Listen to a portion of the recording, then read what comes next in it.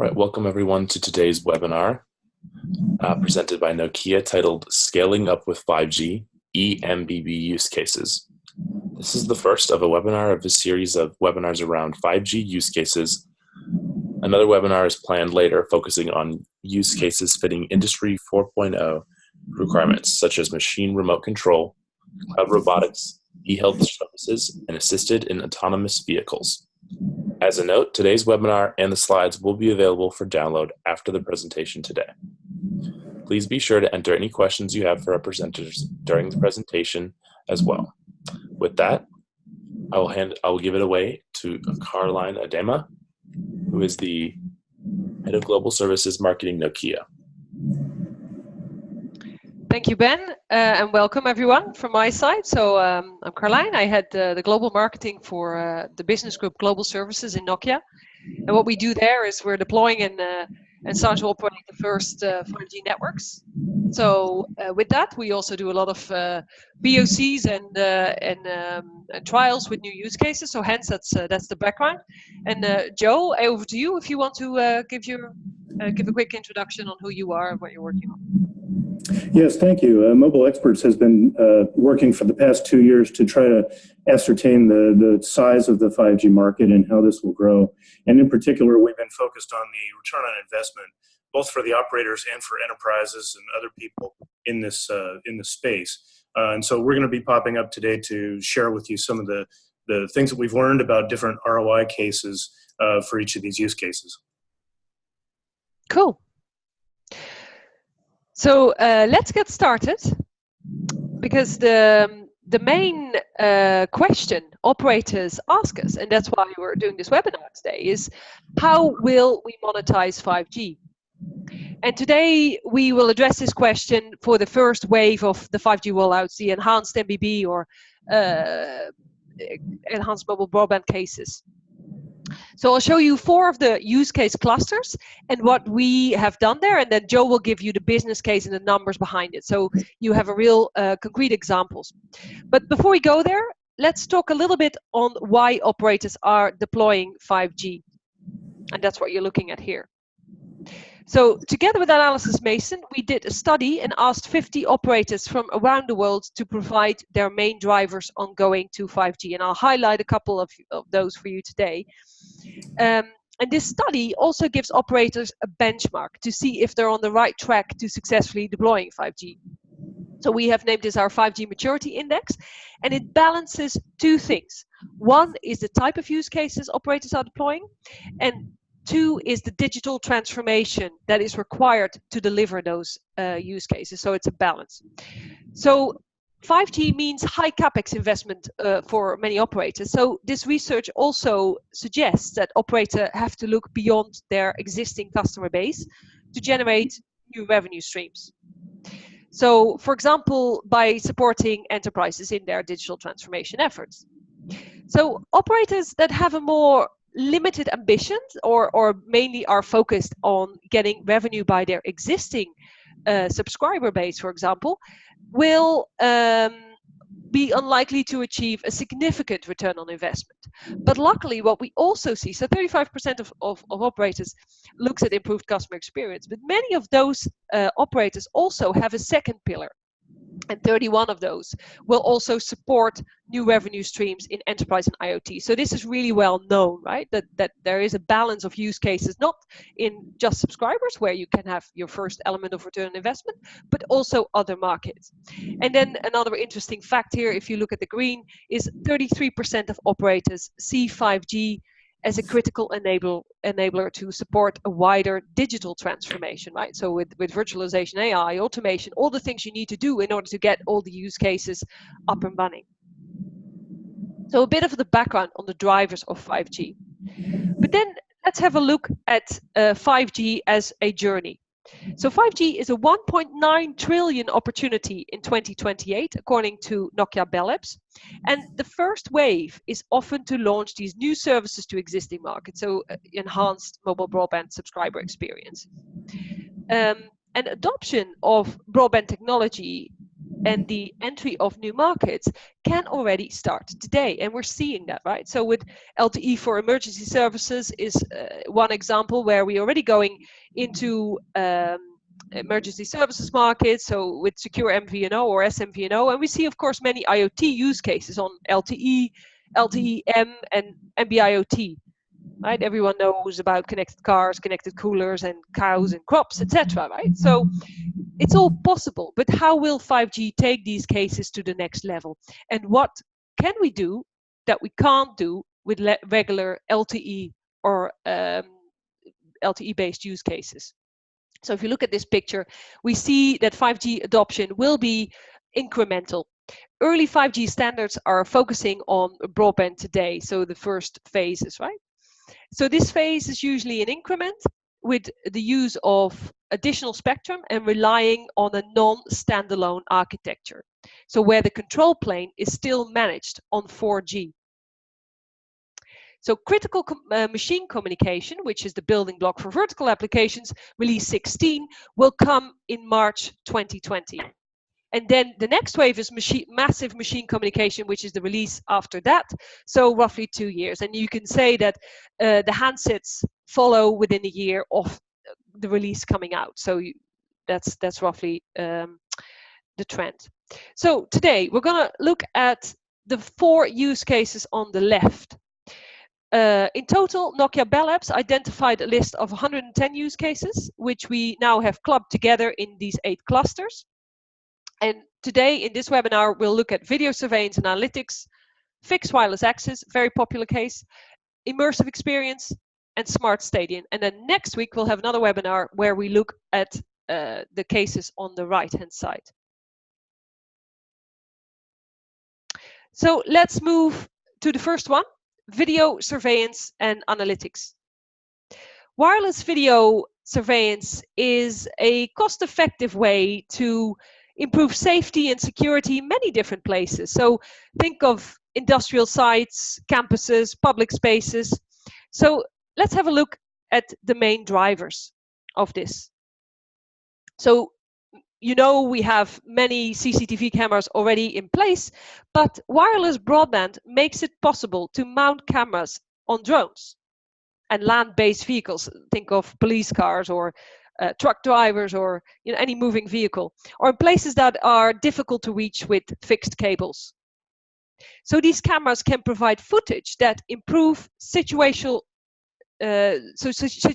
awareness. So it gives more context, and it gives better decision making for a range of industries. Everyone knows the issue of a CCTV camera just pointing at the wrong angle. So you are no longer dependent on that.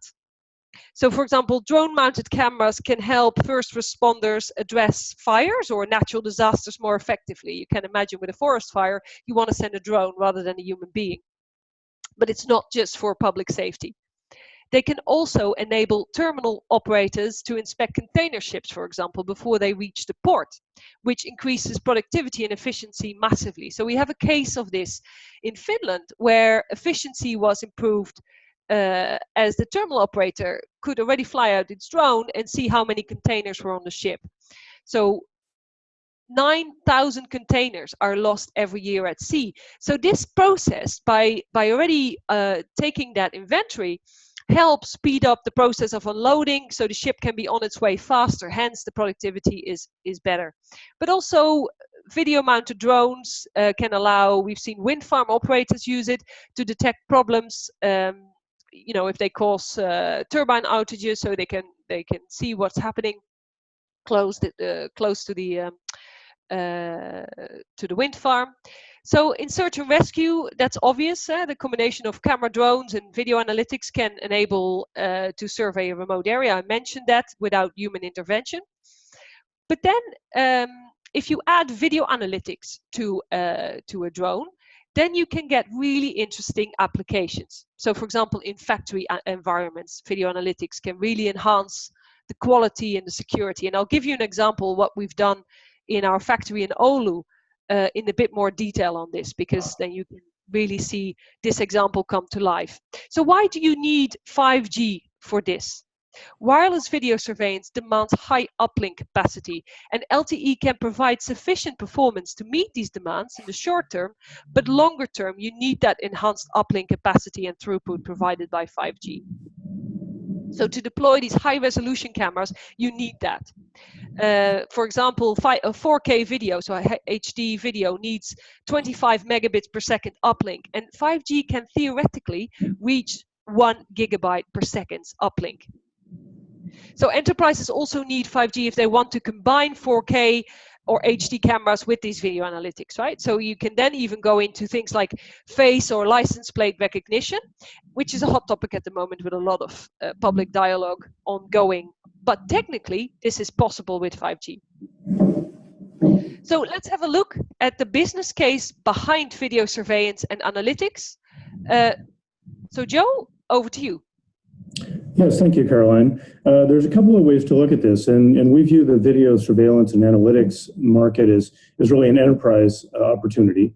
Looking at some of these enterprises, there's a sort of an on-premises opportunity with companies that want to use security cameras, they want to use video analytics in manufacturing, or maybe in some automated large-scale operations, such as a seaport. We're showing an example of an automated seaport here, where you have automated cranes that lift up these large steel containers, put them on automated trucks to drive to another part of the port for storage. There's a real safety concern with people that are also out there on the docks that could be run over by some of these automated trucks. And so they use video heavily in this kind of application to see what's going on around these automated machines and to provide safety for all the workers. So that's just one example, but what we did is we analyzed the return on investment for the operator to support a nationwide network that would cover a lot of these large-scale operations and other manufacturing and other businesses. And we estimated that for a network, for example, in the United States, you could have roughly 18,000 enterprise customers signing up for this kind of a service. The total cost of ownership to set up a lot of those on-premises networks with small cells, the local edge computing, that sort of thing, could be in the range of $1 billion. But there's about $2.5 billion of revenue opportunity for the operator over an 8-year period, based on an average pricing per month of $1,500 for each of these enterprises. We actually had a range of different prices for different enterprises based on their usage, but we thought that average cost per month would be relatively reasonable. And looking at the cash flow for that kind of application, you see there's some investment up front, but then you quickly make your money back, and the return on investment is acceptable in the 30% range. Next slide, please. The other area of looking at video surveillance would be on something like a public network where you have different locations all the time, and there may be a service that's really more mobile in nature. So one of the best examples here is looking at inspections of infrastructure such as bridges and towers. I spoke to one company that does drone inspections for such infrastructure here in California. And they said that for a big bridge like the Golden Gate Bridge, the fee for doing a drone-based inspection could be in the range of $20,000 or so.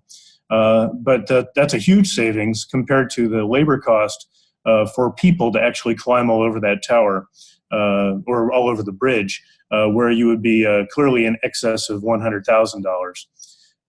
So looking at that sort of application, we have a lot of drone businesses today that are operating in this kind of market. People do real estate videos, construction videos, even wedding videos, and so there's a wide variety of drone-based businesses that are popping up around the world now. And a lot of these are using SD cards because they're taking Ultra HD video and they're storing it on a card and then selling that video to the customer. But what we heard in talking to some of these companies is that they have a strong interest in doing live streaming. For example, in the bridge inspection scenario, if they see something that's out of order, they want to go back and zoom in, spend a little more time, get different angles. And so having a live stream with an engineer watching the video with you is a very useful thing to do an effective inspection. Now, looking at this from the enterprise case, from the utility or agency that owns the bridge or the tower, there's huge savings in automating something which is a labor-intensive process. But looking at the mobile operator business case, we think that they can share in some of that value as well, because the cost of delivering 5G data is roughly on the level of 40 cents per gigabyte, maybe less. And the operator can collect roughly $2 per gigabyte from these customers. So if you look at a bridge inspection like the Golden Gate Bridge, we might be north of 1 terabyte of data, which would be about a $2,000 revenue opportunity for the operator. So if you think about it, the owner of the bridge saves $100,000. The drone business makes about $20,000 with a good profit margin, and the mobile operator makes a decent margin as well. So today this is a fairly small business, but it's profitable for everyone along the chain. Okay, Carlijn, we can move on. Good. Let me then give you an example on how we can use video analytics in the production environment, because that's what we actually are doing in our Oulu factory in Finland. So this is the Nokia radio factory, right, which is powered by 5G. So a couple of examples on how we use that. We eat our own dog food if you'd like. So we use the IoT sensors for production environment control and asset tracking to make sure that we have the right components at the right time. And we also have a factory digital twin. So we can simulate changes in the production line and see the impact before we actually make the change. And then we have autonomous indoor vehicles for factory logistics. So the vehicles that drive from the warehouse to the production line, they're autonomous. So they're all powered by 5G.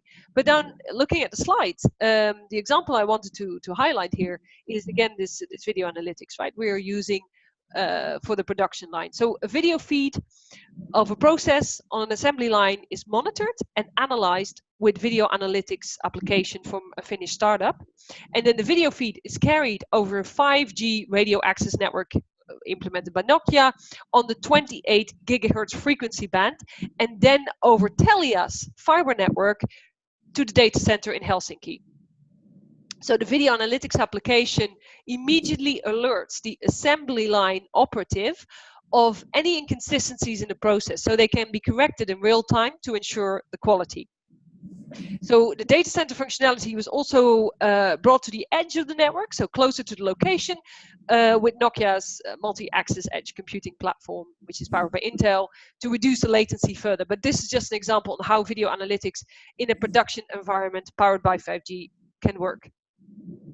But now let's move on to one of the most popular cases we see, because it's being rolled out at the moment in many different places. So fixed wireless access. So our homes are more connected than ever, right? My whole family has a smart device, often a wearable, smart home management applications like things to control light. And of course you have high definition video, which is growing clearer and sharper across multiple devices. So there's a big opportunity to provide connectivity to the home, because by 2030 networks could be carrying 10,000 times more wireless data than today.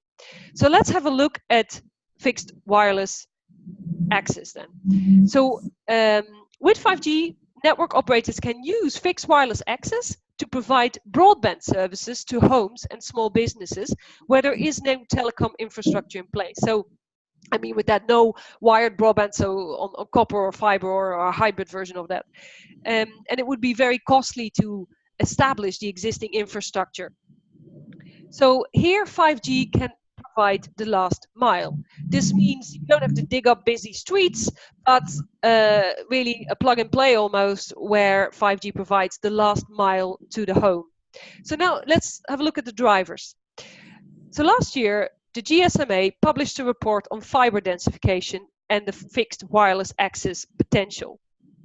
So 90% of the deployment costs are in the fiber to the premises, so the last mile. So this 90% of the costs are in essence in the last 100 meters of the rollout to the home. So, of course, this is due to civil work and involvement of many different stakeholders, homeowners, road owners, etc. So if you can eliminate that 90% of the cost, you can imagine this has a massive benefit for homeowners as well as business owners. So what does this mean? Probably the cost per bit to connect the household to broadband can be reduced by 74%. And then you can even reduce that further if you use massive MIMO with 3D beamforming technology. So what is the business opportunity? For CSPs that do not, or operators that do not have a footprint in multi-play businesses, they can utilize their spectrum assets and can step into this traditional wired market with a competitive edge technology. So I'll give you an example of an actual deployment we're doing at the moment for fixed wireless access in a minute, but let's first look at the business case. So Joe? Okay. Yes, we've actually looked at two different business cases in this scenario. So for fixed wireless access, there's the rural case where broadband is not satisfactory in many homes. And also there's an urban case that we'll look at next. So focusing on the rural case, what we examined is the idea of using 100 megahertz of 5G in the C band or the 3 or 4 gigahertz range to augment the mobile network and add capacity.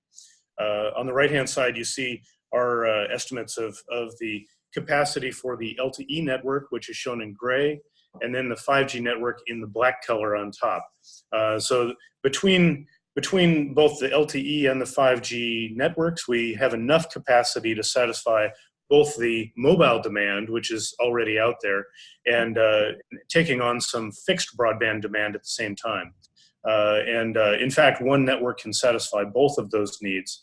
So the opportunity for the operator is to collect not just the mobile tariff of let's say $45 or $50 per month, but also to collect another $40 or $50 of monthly fees for fixed wireless access to these homes.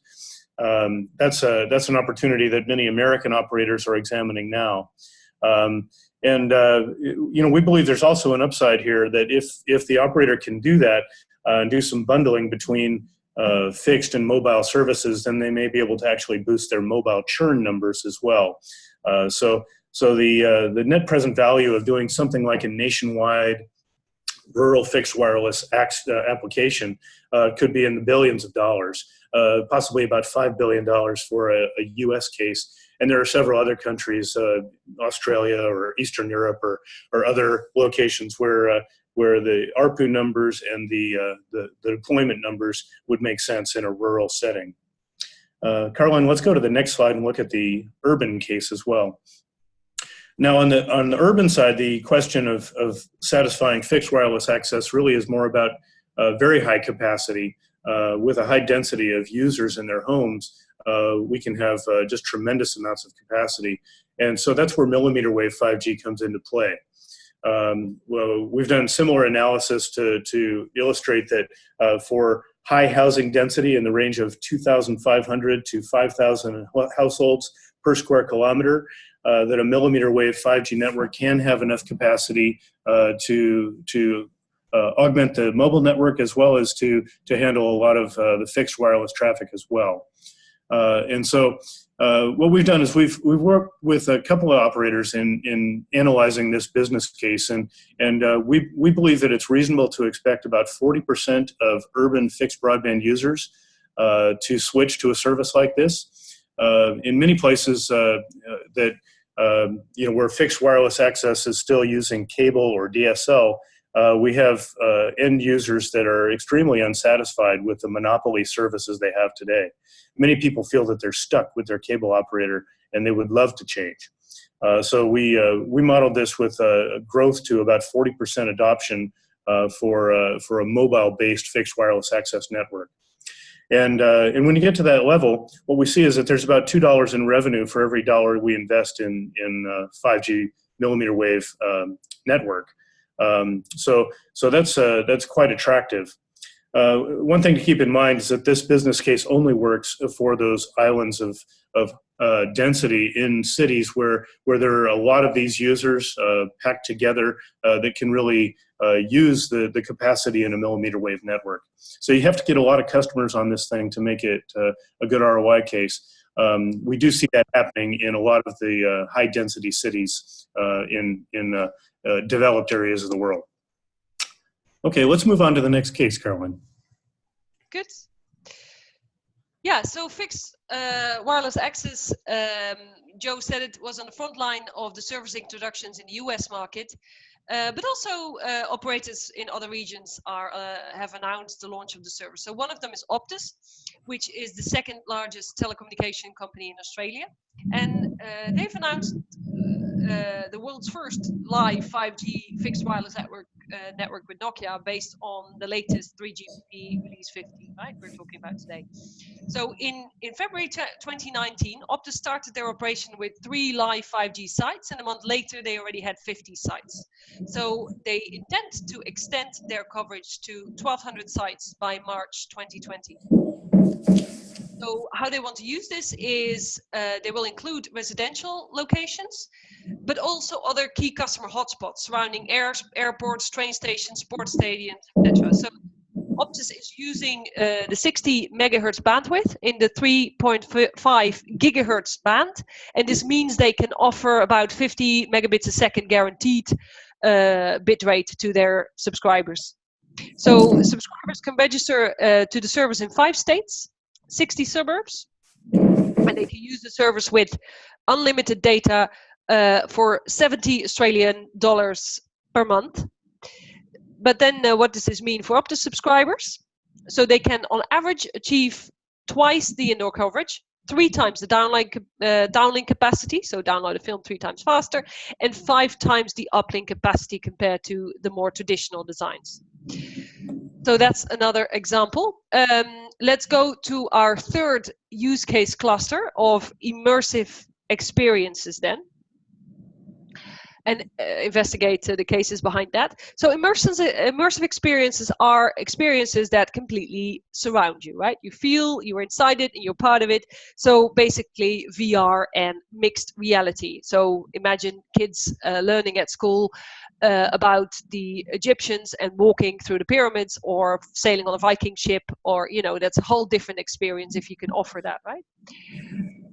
Let's have a look at the driver. So most of us have experienced 180, 360 degree multi-view video, right? So that's already there, regardless of where you are based, where's your location.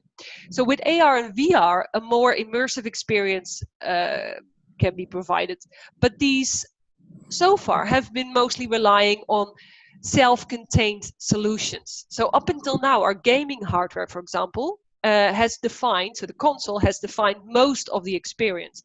But now we are moving to a console-less model, so any type of device will be able to provide this seamless experience. So, but if you really want to run seamless mass video streaming or cloud gaming, then you need the next generation networks. You need 5G for that. The gaming industry has always been at the forefront of these type of revolutions, and we still see a massive growth there. But you know, so they're betting on zero clients, cloud gaming. But you need to have 5G to partner with. And I'll give you an example of a POC we did together with Sony on an immersive experience, and we demonstrated at MWC. But it's not just gaming where AR and VR can be used. So also in training situations, we can use that. Think about flight simulator type of experiences that now have become accessible to many more industries, right? To train engineers, like electricity companies. They can train their engineers with a VR or AR experience. So at Nokia, we provide AR training to our engineers in the field to accelerate the deployment process of 5G.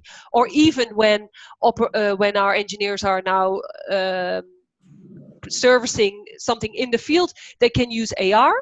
And then they have remote video calling to our global delivery center, so the experts there can guide them through it. So that means that you can also move to other models like crowdsourcing, right? So that's already there, but of course 5G will will give you many more use cases, because again, you can get that higher capacity, ensuring high resolution video transmissions.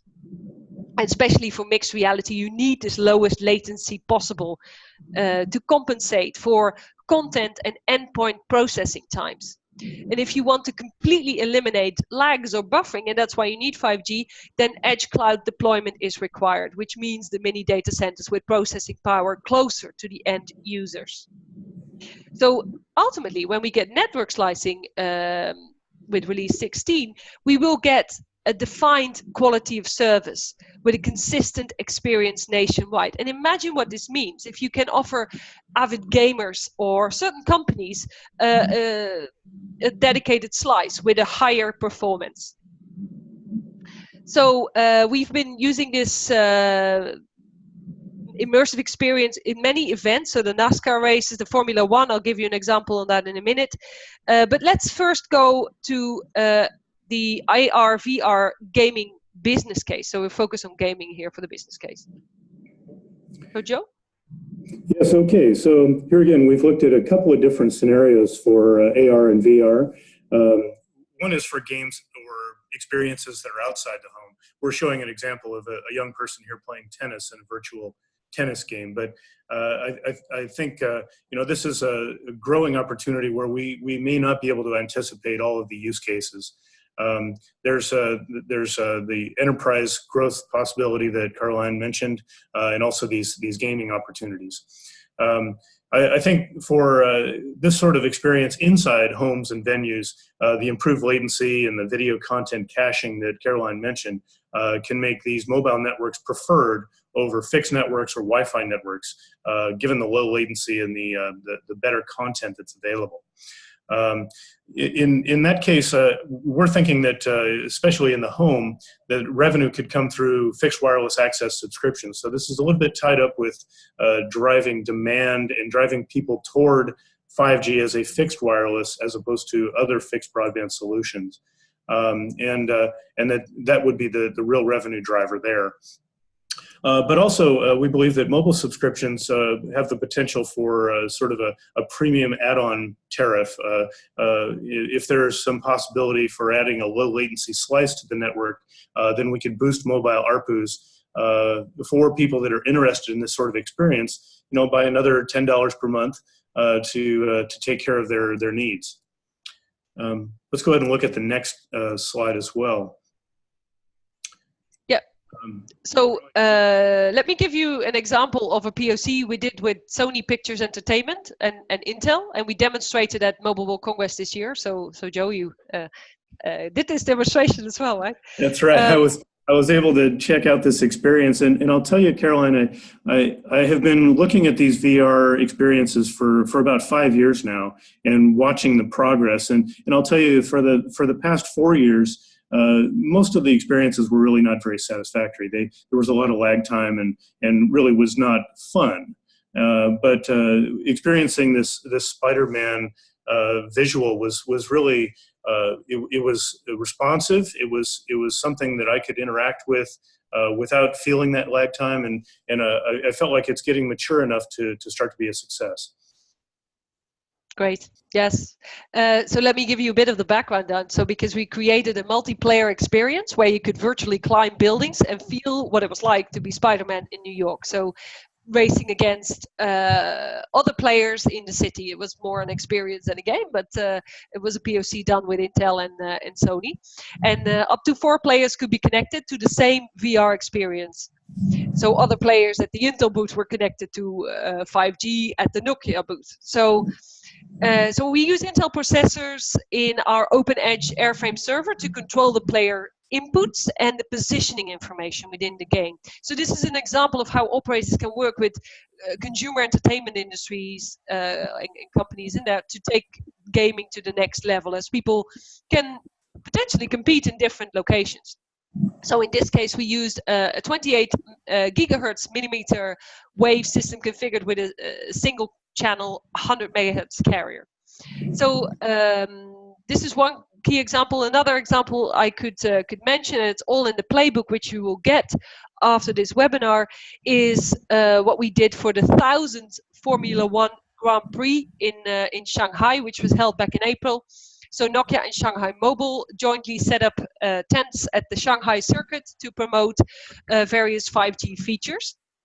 And one of the things we promoted there was of course 5G Ultra HD live broadcasting, so people could see the difference between 4G and 5G. But also we provided a 5G VR cloud game experience. So people could race, or amateur racers could race against each other, feeling the 5G extreme low latency and high speed. So it really was to experience what 5G could do. So there, just to give the bit of the technical details, so we've deployed 5G macro micro base stations, and we used a 2.6 gigahertz frequency there for Shanghai Mobile.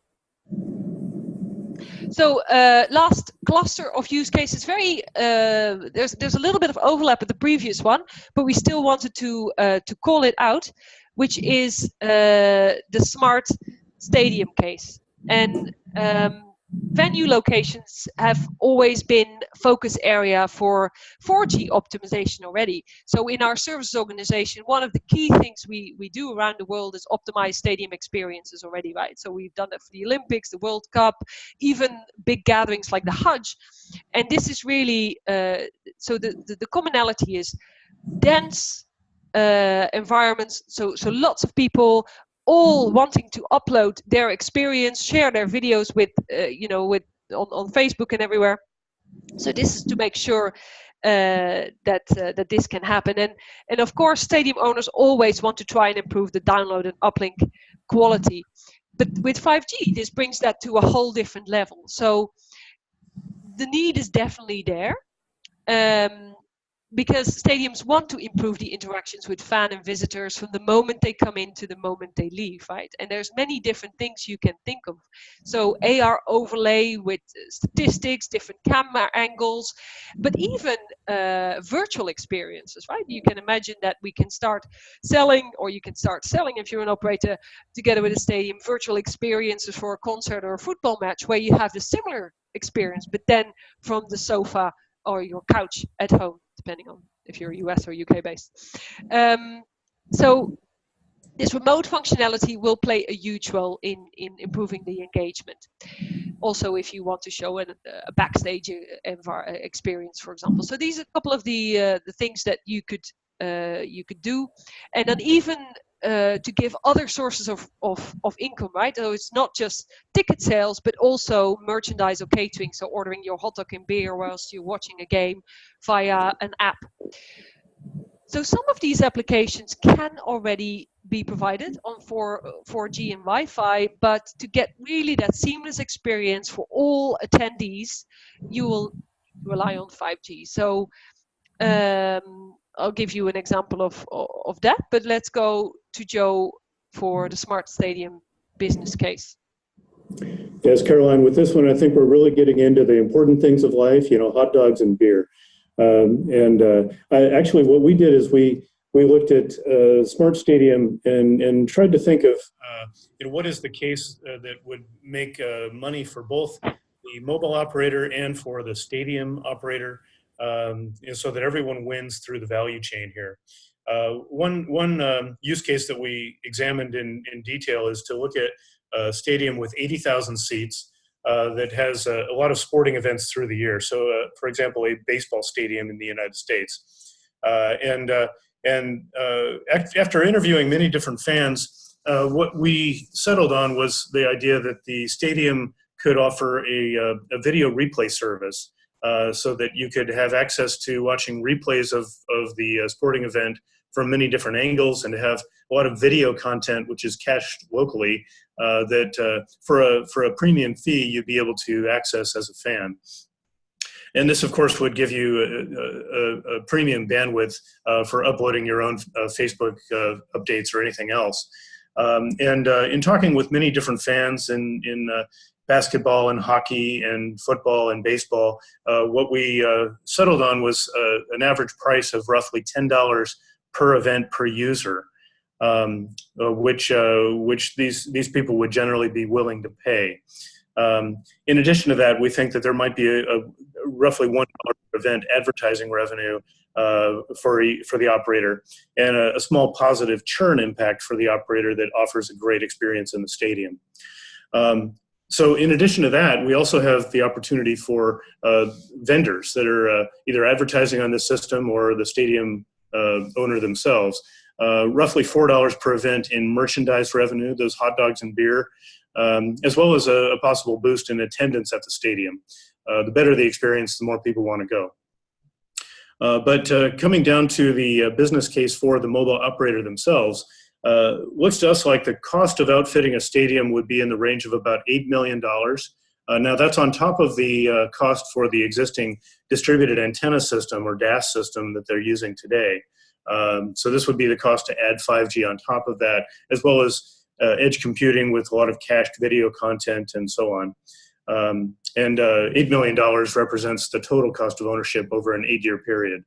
But the revenue opportunity over that same 8-year period would be quite a bit higher in the $20 to $25 million range. So we have a net present value that's quite positive and an attractive return on investment for the operator. So we can move on. Yeah, good. Let's give a quick example then on a smart stadium, which is one in Helsinki in Finland, and this is the Telia 5G Arena. It's a football stadium, but it's also used for many different gatherings, right? So after-school activities, patient well-being, and so on. But the essence is that the whole stadium is powered by 5G. So last summer, one of the first real-time 360 3D virtual reality transmissions in Europe was carried out at the stadium, as Telia and Nokia showcased the possibilities of that between a game between two Finnish football clubs. So 5G will increase the transmission rates and capacity in the mobile network times 100 compared to the current level. So this was the first commercial deployment in Helsinki. And yeah, 5G will drive the full stadium to the maintenance, the operations, etc. So Telia will be able to serve a great number of devices connected to the network, and it will be possible to create these real-time services that require that extremely reliable, low latency, high bandwidth connection we've been talking about. So this is just an example. But of course, so these were the 4 use case clusters for eMBB, but we have, of course, we get a lot of questions on the business models, and we see some evolution there as well. So let's go to the business models, and Joe will take us through that. Okay, yeah, we see actually 4 different cases for the mobile operator to take advantage of the changes in the world as we know it. The first, of course, is to create a slice of the public network, something like a 5G slice for low latency, or maybe for bandwidth, guaranteed bandwidth for a given enterprise case, something like that. Drone videos or fixed wireless access could fit into this sort of category. But there are other options as well. For example, we could have an on-premises network that is managed by the telco that is really not part of the public network. It's a dedicated coverage for a given building or for a stadium or something like that. In many cases, this might actually live inside of the company's firewall. So you can imagine a manufacturing company would want to have some 5G coverage in their factory, maybe some edge computing to do the analytics, but then they want to protect that with their own firewall. Many of those enterprises don't have their own telecom network management experience. They just don't know how to run a 5G network. So they may rely on the local mobile operator to come in and set up that network for them. Of course, it has to run on the operator's spectrum anyway, so they have that advantage. And the operator would then manage that network inside of the firewall. Now, if that scenario doesn't work, then of course you can go to the next step, which would be subleasing the telco spectrum. And in fact, this third business model has already taken place in some remote industries. So in places like Western Australia, where mining is a big business, but they really don't effectively use all of the LTE spectrum, what we've seen are that some of the mining companies are now subleasing spectrum from the mobile operators and setting up their own private network on that subleased spectrum. So that's an opportunity for a mobile operator just to make money on leasing out an asset. Finally, the fourth business model, of course, is the full private network, which can be LTE or 5G, where an enterprise would get their own spectrum and then set up their own network independent of the mobile operator. And we are seeing that happening. Generally, big security-conscious enterprises are doing that. Sometimes utilities feel the need to control everything within their network. But we see that as taking place mainly with the largest enterprises. And so a lot of these cases that we've talked about today are more rich in terms of needing the mobile operator to get involved to offer mobility or widespread coverage, or maybe global roaming relationships with other operators. So that fourth business model, I think, should be viewed as more of a local opportunity for very large enterprises. Let's go to the next slide. Okay, we thought to illustrate this, we might just talk a little bit about, the sales funnel in the mobile operator's business. And really, over the last 30 years, the funnel for the operator has been extremely simple. Almost every operator in the world has pretty much the same use case, as they have end users that want to use talking and texting and mobile broadband data. And so that all fits into a model where they have monthly plans, and you get a certain number of gigabytes per month, and you sign up for the plan, and off you go. So the left-hand side shows that very simple sales funnel. But in the future, we think it's going to get much more complex. There are some opportunities that we've talked about today, such as fixed wireless access or the smart stadium, that could fit into that consumer-oriented business model. Fixed wireless access is quite direct, but in fact, with smart stadiums, there's a partnership there with the stadium owner themselves. There's advertising revenue. There's various things that are quite different. So I think it does fit into a model of having a premium pricing plan, or some kind of a pay-as-you-go model, like prepaid wireless. But there are other aspects to that as well. So we put it a bit outside of the existing business model. And then when we look at some of the other enterprise business cases, the manufacturing case, remote industry, on-premises video analytics, some of these things are very, very different than having a business model that's oriented around widespread advertising and just waiting for customers to come and sign up for a plan. That's really more of an active sales process, where it has to be a one-on-one relationship between the mobile operator and their customers. And there's a lot of customization involved as well. And so we feel that the mobile operators are really not pivoting their businesses very quickly to take advantage of that opportunity. And a better way for them to succeed in this way might be to find an OEM partner, such as Nokia, as one example, that could customize these networks, put together the edge computing and the mobile solution, and customized software, and other bits of the experience, and then feed that into the mobile operator's network and interface with the operator so that everyone can make money. So our advice is to the mobile operators is simply to stay open to these new ideas. Be open to the idea of spectrum subleasing, on-premises networks, working inside someone else's firewall, and partnerships with the cloud providers, where some of the analytics or other cloud-based applications will be developed not for the mobile operator's cloud, but for example, the Amazon cloud or a Google or Microsoft Azure cloud. So the future needs a lot more flexibility. Good. Okay. So let me just make a final note here on some of the business models and the new innovations we're also introducing from a Nokia perspective, in line with this whole conversation of ecosystems will change. And one of these is WING, our worldwide IoT network grid. And this is really to help operators enter these new enterprise markets. In the beginning, we saw that, of course, to make 5G successful, you need to enter many more markets and provide many more applications. So AT&T, for example, is one of the key customers for WING, and what enables them to do that is to offer Fortune 500 companies, so global OEMs, to provide a worldwide IoT network.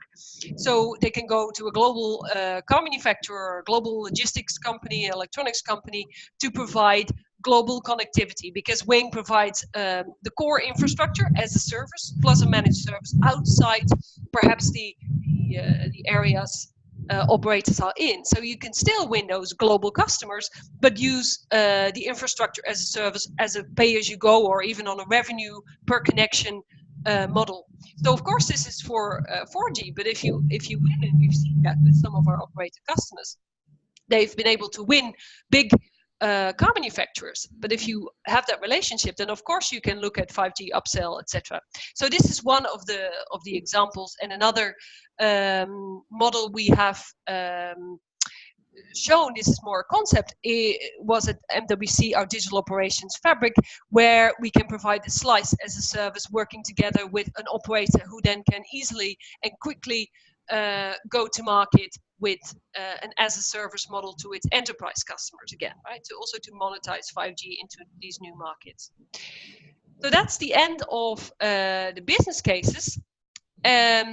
I would like to remind you that we go to questions on the webinar next week on June the 20th, together with Nick from ABI and David from Nokia, where we will look into 5G industrial use cases, so the next wave of 5G. And also look at the link here. We have an ebook which gives you all these use cases we've spoken to about today, but also more information on that. So I would like to thank you for joining us today, and I would like to open up for questions now, if there are any.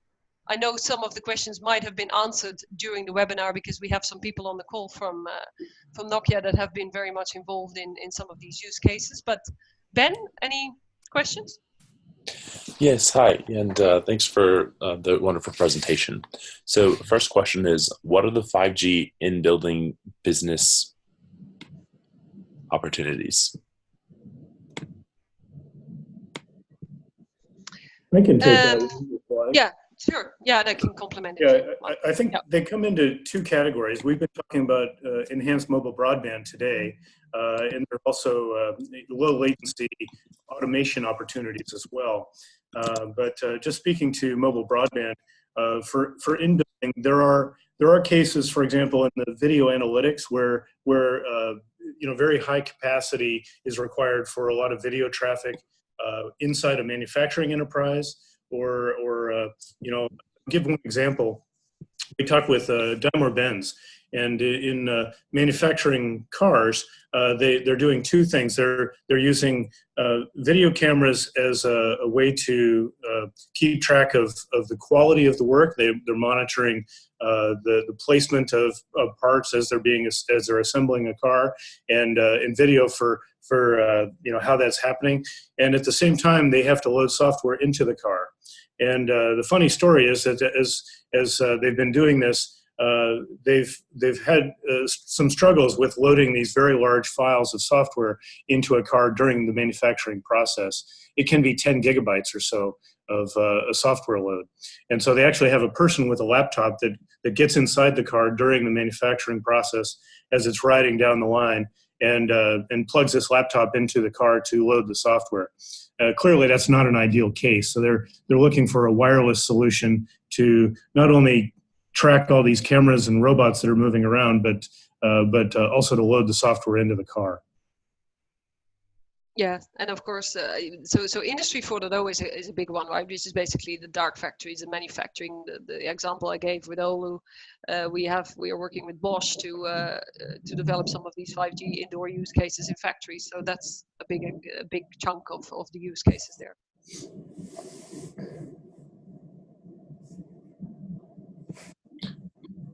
Great. And another question from the audience.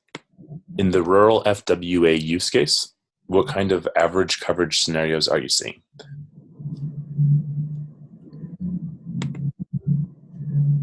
Well, okay, so I can speak to the modeling we've done. We've actually benchmarked with 3 different mobile operators that are looking at this sort of rural fixed wireless access application, and what they're finding is that if they deploy 5G in the 3.5 gigahertz band, then they can use massive MIMO to get actually quite good coverage.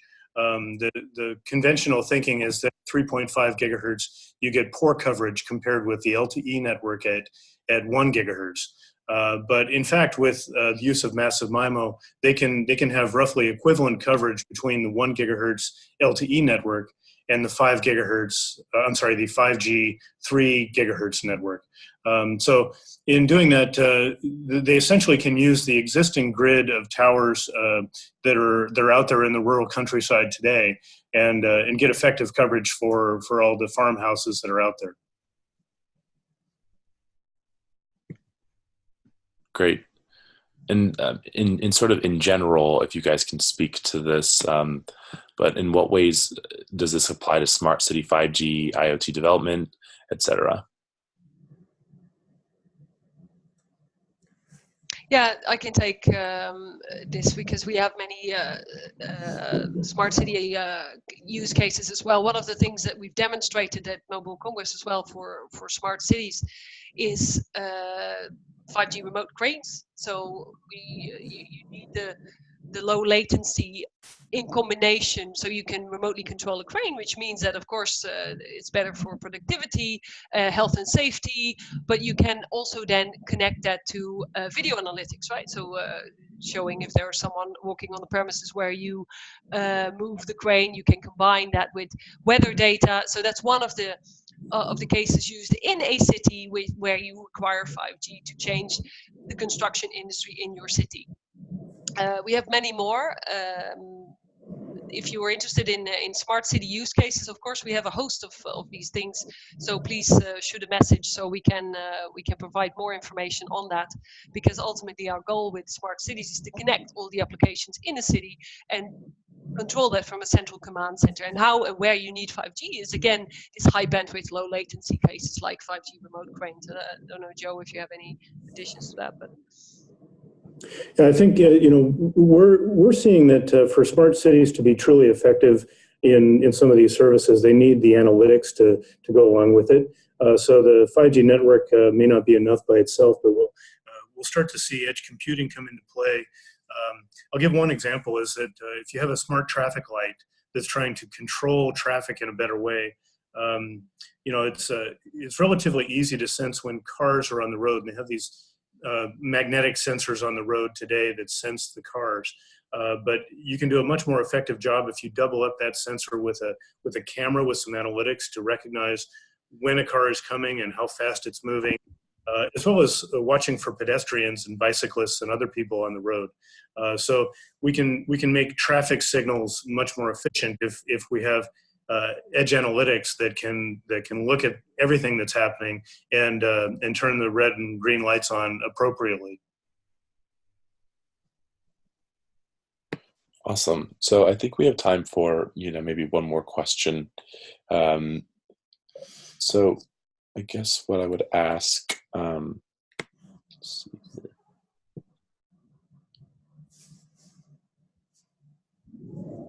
So what would be the challenge in 5G connectivity requirement for these industrial use cases? What would be the challenge for 5G? I think if we're talking about the technical challenges, there's a couple of things here. One is getting low latency, not just in the radio connection, but low latency in the analytics that go with it. If you rely on a public cloud that's off-site, that's 1,000 miles away, you have delays involved with transporting the data and then going to that cloud and waiting your turn to get some cloud compute resources. So that's why we see edge computing moving into the on-premises enterprise in order to take care of some of those latency issues on the compute side. And the other technical challenge is related to the reliability.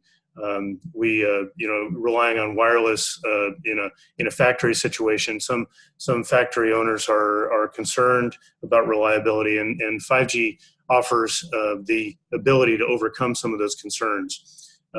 Frankly, many of the enterprises we've talked to that have tried Wi-Fi were really unhappy with the reliability that they got from Wi-Fi. And so 5G from the beginning was designed to take care of some of those concerns. All right, great. Well, I think that's about as much time as we have for today's presentation. Just want to thank Carlijn and Adema and Joe Madden once again for your presentation today, and thank the audience as well. As a note, we do have the second installment of the webinar series next week, so do be sure to register for that. Great, thank you. Yeah, thank you.